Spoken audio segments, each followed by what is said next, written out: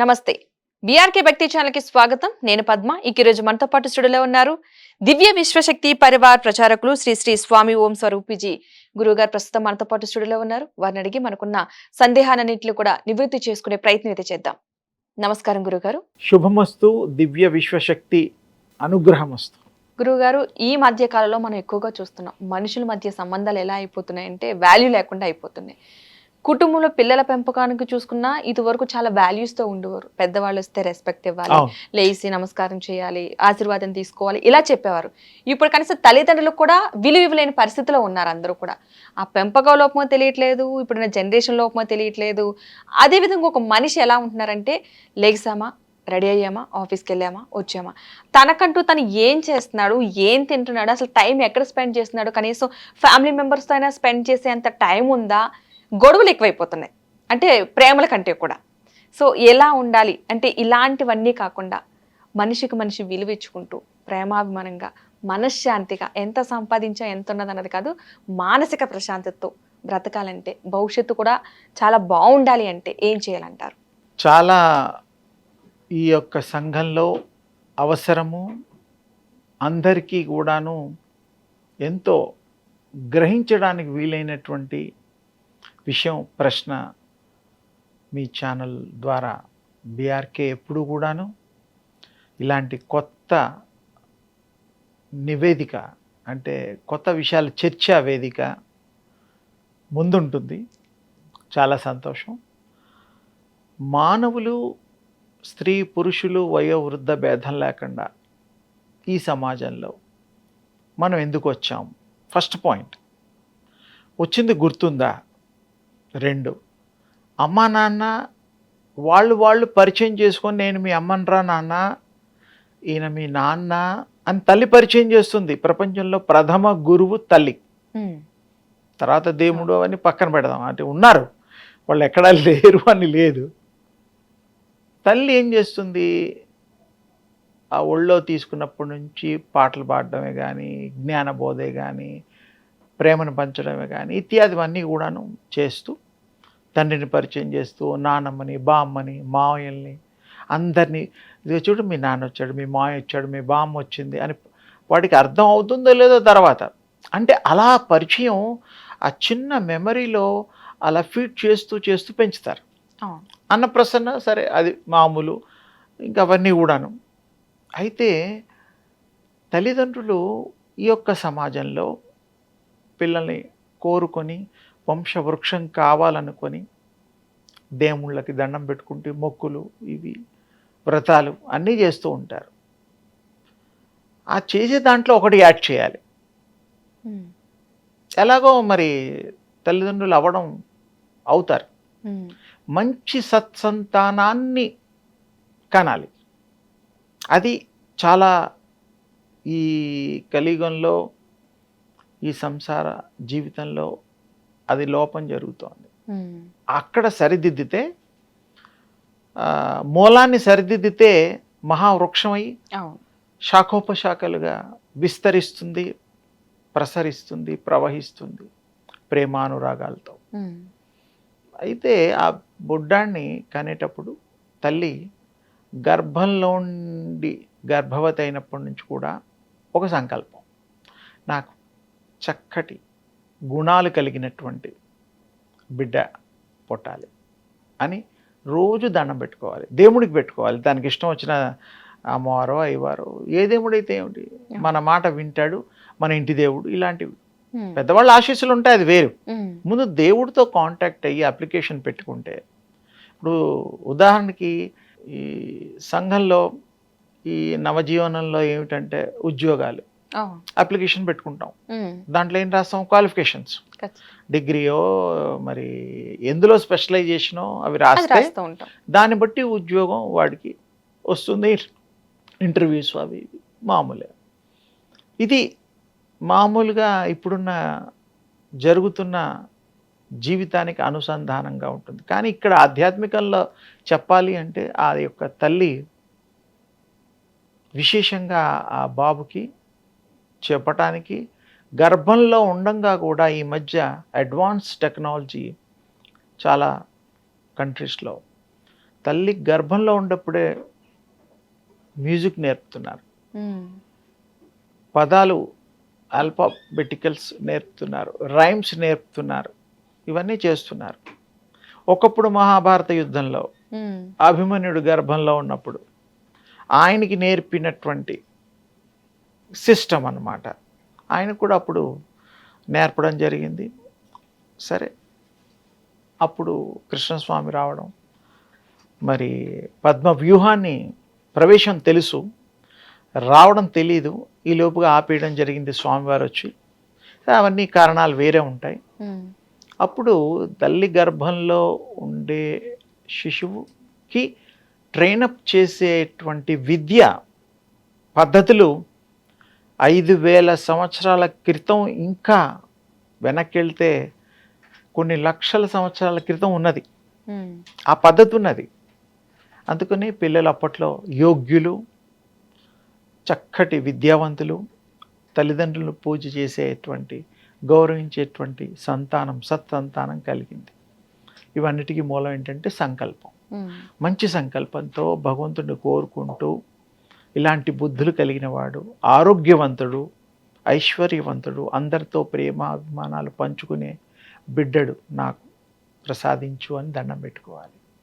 అప్పుడు తప్పకుండా మంచి సంతానం కలుగుతుంది. వీళ్ళు ఎలా కోరుకుంటే అలా భగవంతుడు, అమ్మవారు కృప చేస్తారు.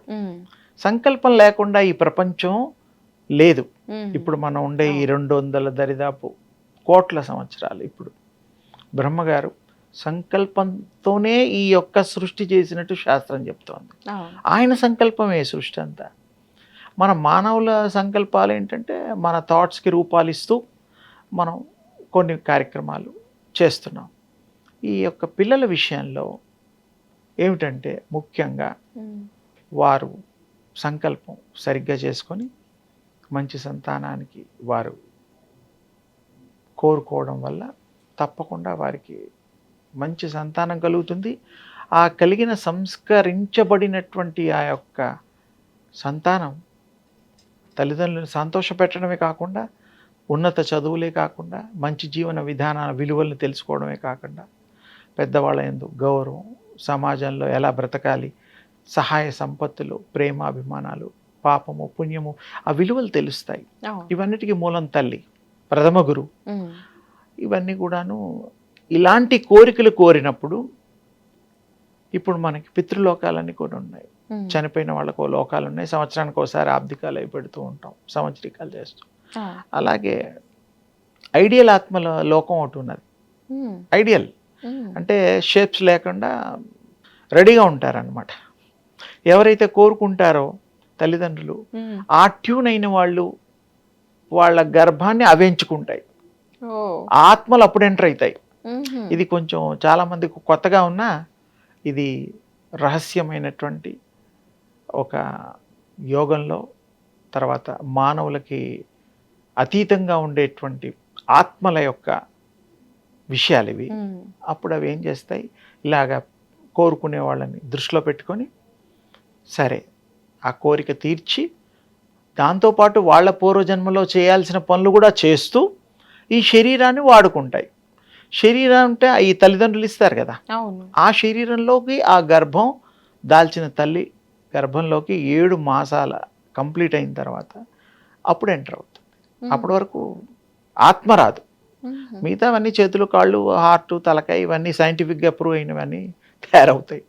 అది కాదు, అసలు ఆత్మ రావాలి కదా. ఇది మన పూర్వీకులు ఎంతోమంది యోగులు, శక్తిమంతులు, బ్రహ్మంగారు లాంటి వాళ్ళు చాలామంది చెప్పారు. గర్భోపనిషత్తులో కూడా ఉంది. అసలు అలాంటి ఒక ఉపనిషత్తు ఉందని కూడా చాలామందికి తెలియదు. శారీరకోపనిషత్తు అని కూడా ఉంది. శరీరం ఎలా బిల్డప్ అయింది, ఎలా తయారయ్యింది, అందులో నర్వ్స్ అన్నీ కలిపి 1.5 కిలోమీటర్లు తీసి కనుక జాయిన్ చేస్తే 1.5 కిలోమీటర్ల పొడవు వస్తాయి ఆ నరాలన్నీ. 72,000 నరాలు, 72,000 నాడులు ఉన్నాయి బాడీలో, చాలా ఉన్నాయి. మాంసం ఎలా తయారవుతుంది, కండరాలు, ఇవన్నీ దానికి రక్తం, ఇవన్నీ ఆ శారీరకోపనిషత్తులో ఉంటాయి. సో ఇవి మనం ఎందుకు కొన్ని విషయాలు చెప్పుకున్నాం అంటే ఆ పరిచయం చేశాము. ప్రజలకి. అంటే ఇలాంటివి కూడా ఉన్నాయి, మన పూర్వం ఎప్పుడో కనుక్కున్నారు, శారీరకోపనిషత్తు లాంటిది కూడా ఉందా, బయాలజికల్ అవి ఇవి అని తెలియాలి, నాలెడ్జ్. అవును. అందుకని నేను కొంత పరిచయం చేశాను.